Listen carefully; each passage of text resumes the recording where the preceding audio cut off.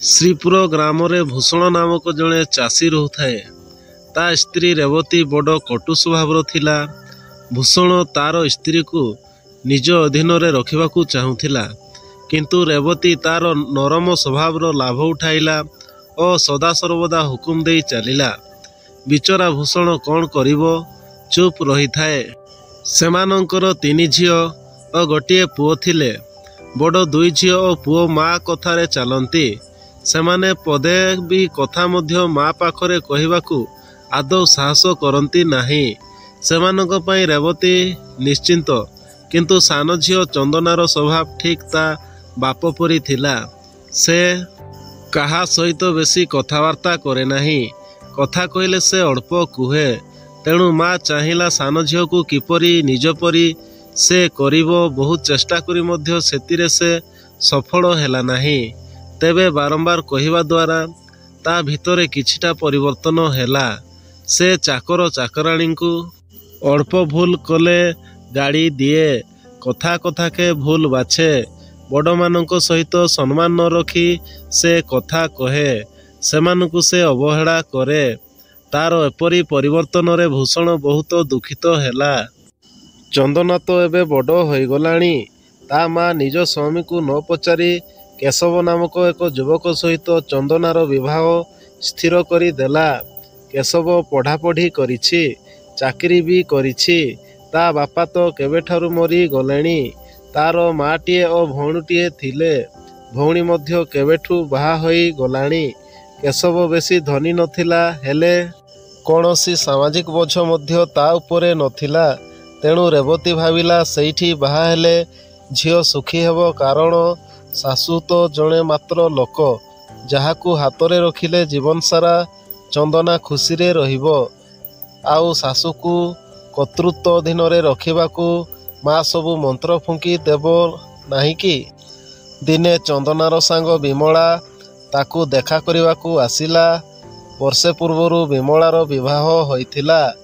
ଦୁହେଁ ଖୁବ୍ ଗଳ୍ପ କରିବାରେ ମଗ୍ନ ଥିବା ସମୟରେ ରେବତୀ ଆସି ପଚାରିଲା, ବିମଳା, ତୋ ଶାଶୁଘରର ପରିବାର କେମିତି? ଚଳାଚଳି ଭଲ ତ? ଶାଶୁ ସହିତ ତୋର ସମ୍ପର୍କ କିପରି? ବହୁତ ଖଟାଏ ନା ତୋତେ ଭଲ ପାଏ?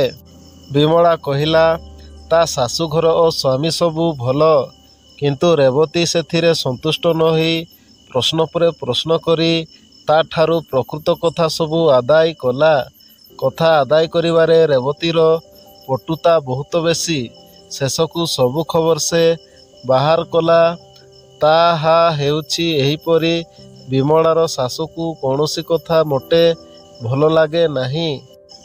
ବିମଳାର କାମ ତାଙ୍କର ଆଦୌ ପସନ୍ଦ ନୁହେଁ।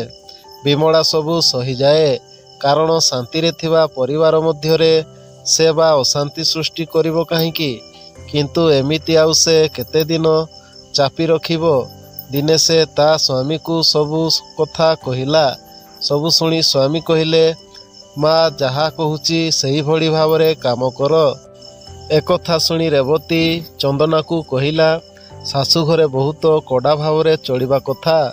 ପଥରର ଜବାବ ପଥରେ ହିଁ ଦେବ।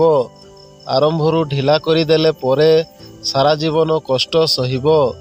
ବୁଝିଲୁ, ତୁ ଯଦି ବିମଳା ପରି ଚୁପ୍ ରହିବୁ, ତେବେ ଜୀବନସାରା ଖାଲି କଷ୍ଟ ହିଁ ସହିବୁ। ଚନ୍ଦନାର ବାହାଘର ବଡ଼ ଧୁମ୍‌ଧାମ୍‌ରେ ହେଲା।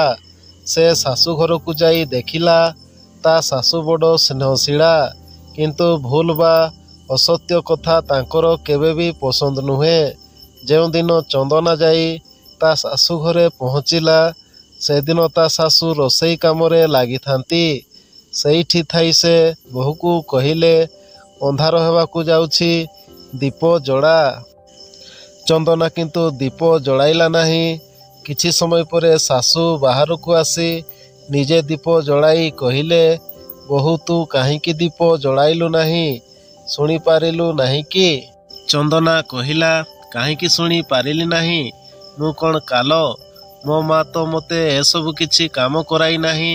ସେଥିପାଇଁ ଚୁପ୍ ହୋଇ ବସିଛି। ଶାଶୁ କହିଲେ, ଦେଖ, ବାପଘର କଥା ଅଲଗା ଓ ଶାଶୁଘର କଥା ଅଲଗା। ସେଠାରେ ତୁ ସାନ ଝିଅ, ଅତି ଆଦରରେ ବଢ଼ିଛୁ।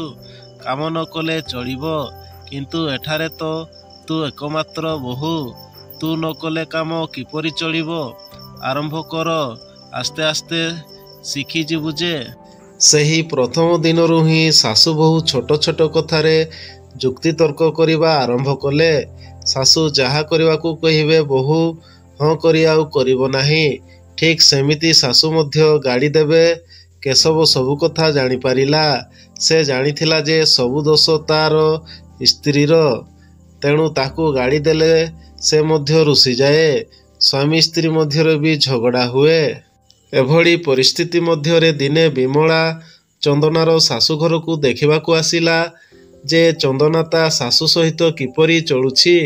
ଚନ୍ଦନା କିଛି ନ ଲୁଚାଇ ସବୁ ବିମଳାକୁ ଖୋଲି କହିଲା। ସେ କହିଲା, ମୋ ଶାଶୁ ସହିତ ଝଗଡ଼ା ହେବା ଯୋଗୁଁ ସ୍ୱାମୀ ସହିତ ମଧ୍ୟ ଝଗଡ଼ା ହେଉଛି। ବିମଳା କହିଲା, ତୁ ମୋତେ ଯେତେ କଥା କହିଗଲୁ ସେଥିରୁ ମନେ ହୁଏ ଯେ ତୋର ଶାଶୁ ଅତ୍ୟନ୍ତ ଭଲ ଲୋକ। ଭାଗ୍ୟର ଥିଲେ ଏପରି ଶାଶୁ ମିଳେ, କିନ୍ତୁ ତୁ ତାଙ୍କ ସହ ଏଭଳି ନିର୍ଦ୍ଦୟ ବ୍ୟବହାର କରୁଛୁ। ପରିସ୍ଥିତି ବୁଝି ତୋର କାମ କରିବା ଉଚିତ। ମନେ ରଖ, ତାଙ୍କ ଘରେ ତୁ ଏକମାତ୍ର ବୋହୂ।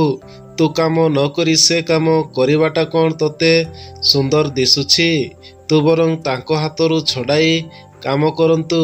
ସେ ଭଲ ମଣିଷ। ମା ସନ୍ତୁଷ୍ଟ ରହିଲେ ତାଙ୍କ ଆଶୀର୍ବାଦରୁ ତୋର ମଧ୍ୟ ସବୁକିଛି ମଙ୍ଗଳ ହେବ। ବନ୍ଧୁଗଣ, ଯଦି କାହାଣୀଟି ଭଲ ଲାଗିଲା ତାହେଲେ ଲାଇକ୍ କରି ସବସ୍କ୍ରାଇବ୍ କରିବେ ଏବଂ ବେଲ୍ ଆଇକନ୍କୁ ଦବାଇ ଅଲ୍ ଉପରେ କ୍ଲିକ୍ କରିବେ।